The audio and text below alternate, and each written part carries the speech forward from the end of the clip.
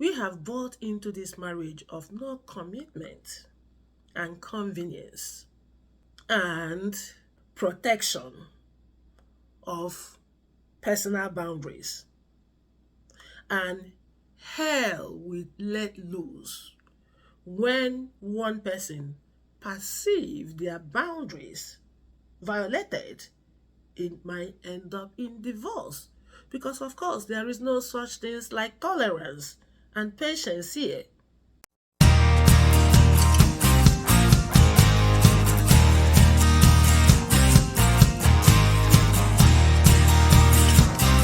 Hey, what's up my beautiful friends? How are you? I do hope that the new year is coming along well for you. So today I'm going to be exploring many reasons why African marriages in diaspora crash. Guys, it's a big topic. There's a lot to unpack here. I came up with 8 different reasons, but I'm going to do 4 today. Before we get into that, thank you so very much for returning to my channel. If this is your first time, thank you for stopping by and thank you very much for your time. To all of you, thank you so much for subscribing and for following my channel. I appreciate you all and I do love you all. You know that, right? So let's get into this topic right away. Number 1 is marrying a stranger. So we're going to put a scenario or a context to this conversation so you can better understand me. So let's take, for example, someone in diaspora, whether male or female, okay, wants to get married. And they ask their family members at home, whether parents or siblings or friends, to recommend or introduce someone to them. And of course, our families home always have, tons of people lined up. And they get the recommendation. And they kick off with conversations in social media, do video chats, blah, blah, blah. And the diasporan can wait to travel to Africa to meet with the love of their life. And as soon as they get there and they are physically attracted to what they see, and the other person does a very good job putting on a facade, before you know it, in few weeks, marriage is completed. My friend, you have just married a total stranger. You have no idea who you married. You know absolutely nothing about that person. A few months of social media chatting and a few weeks of meeting that person physically is not sufficient time to understand who you want to share the rest of your life with. So this is a recipe for disaster in a marriage. Is a faulty foundation. I agree. Some of these kind of marriages work for some people, but for most, it always end up in tears. So why not even invite that person in Africa to your home in diaspora? Let them come spend some time with you, like for vacation for a few months. Believe me, when you have to cohabit with someone for a few weeks, you can have so much insight about that person.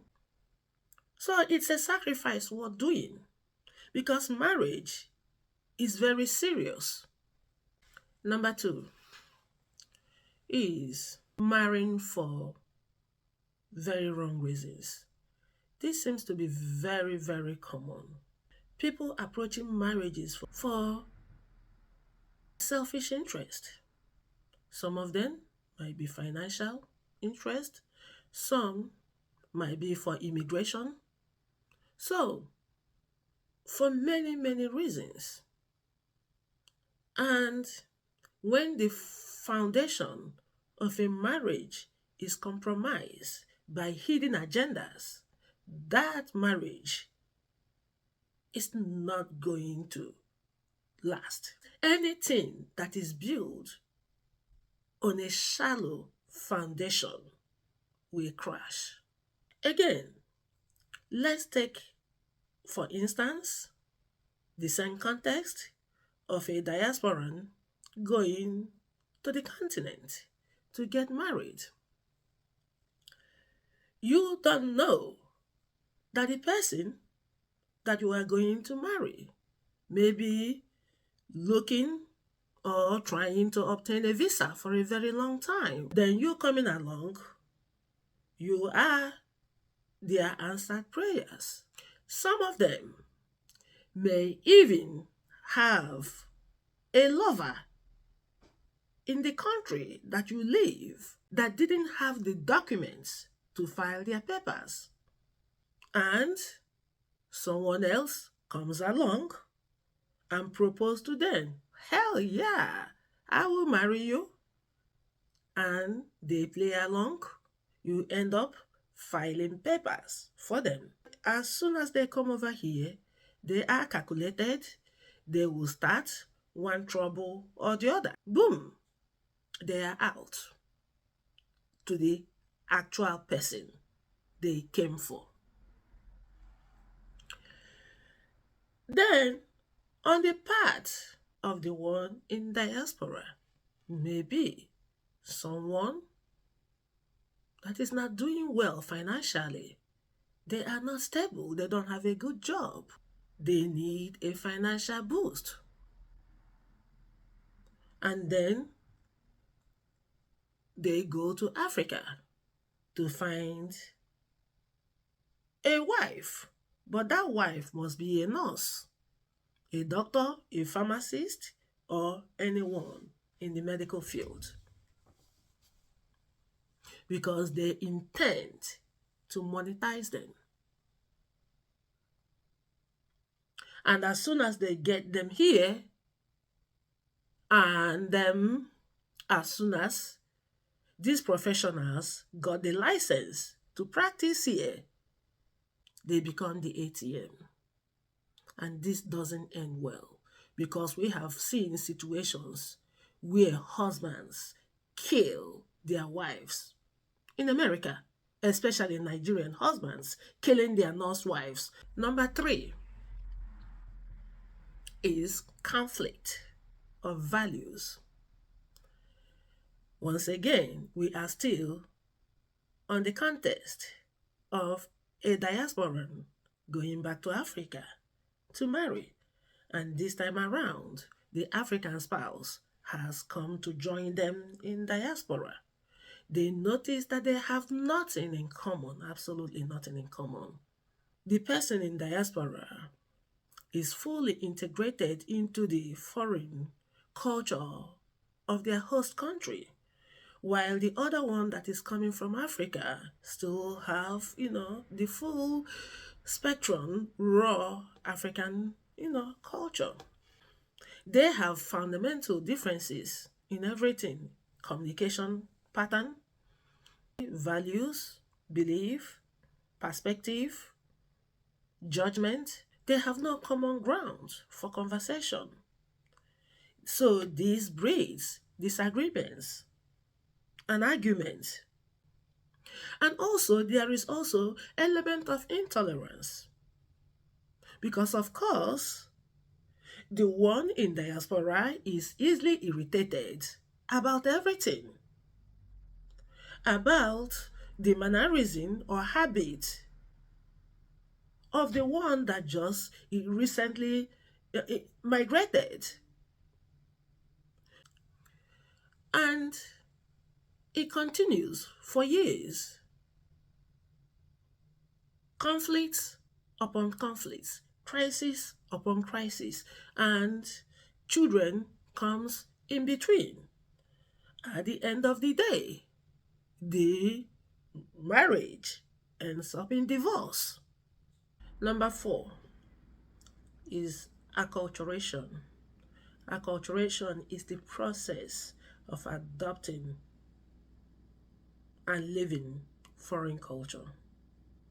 Basically, living two cultures. And all of us in diaspora are acculturated.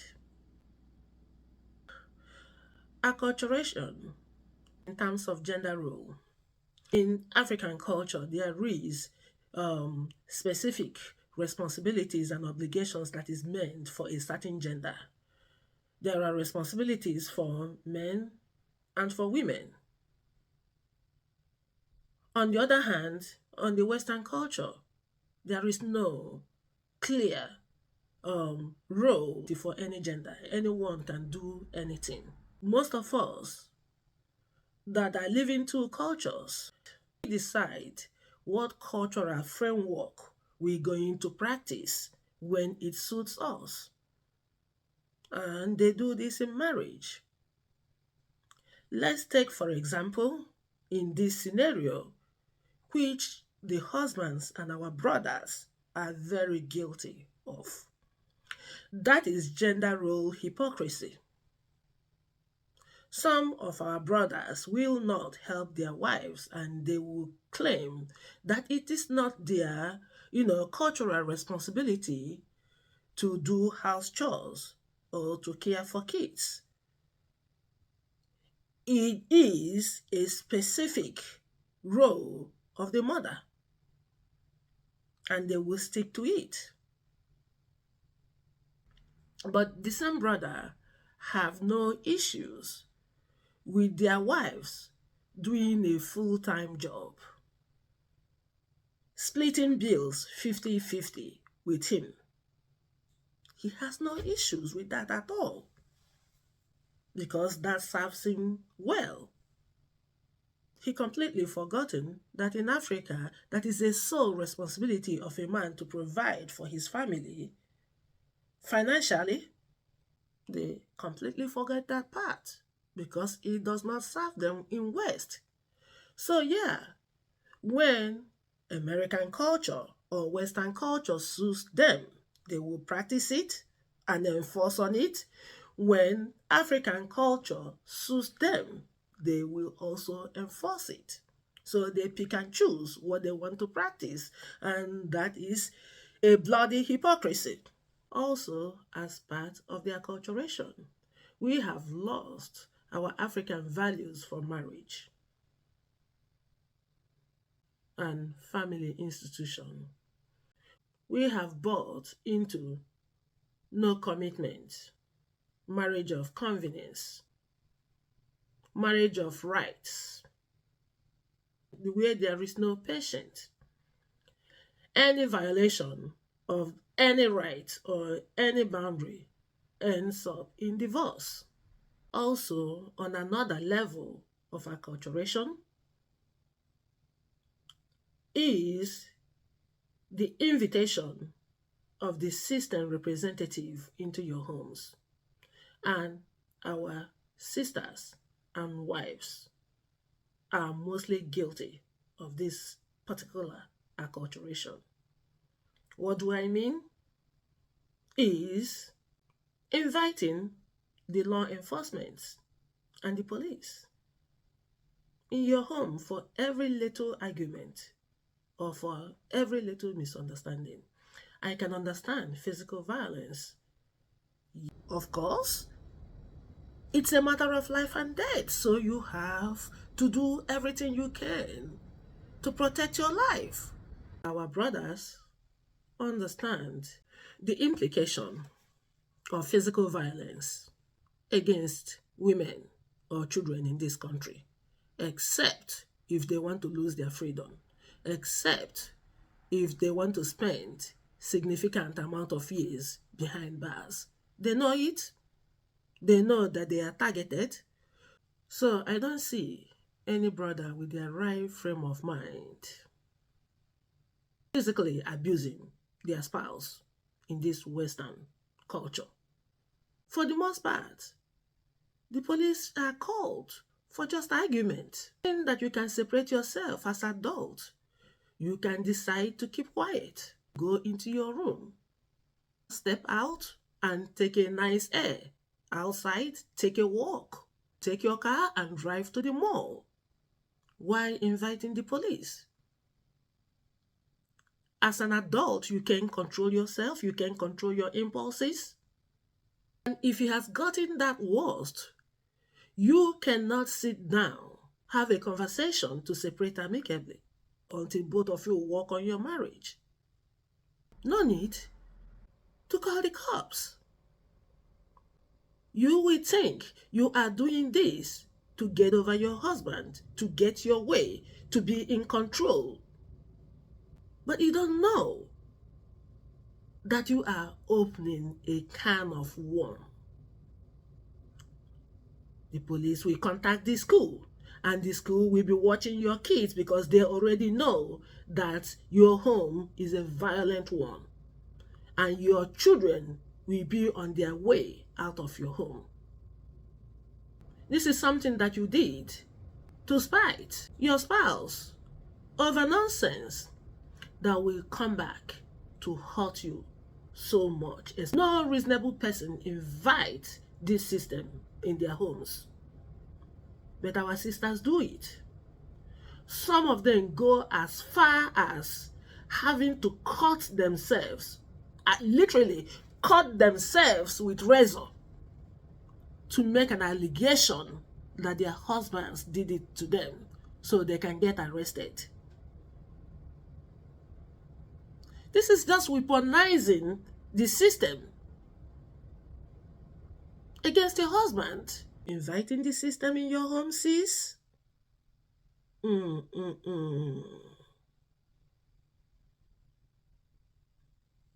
the next video, I'm going to be doing the last 4, okay? Thank you so much for stopping by. Please don't leave this time without hitting the red subscribe button and black notification bell. Don't forget to hit the like button. Please share to spread the awareness, okay? Thank you so very much, my people. I love you all. See you in the next episode. Peace out.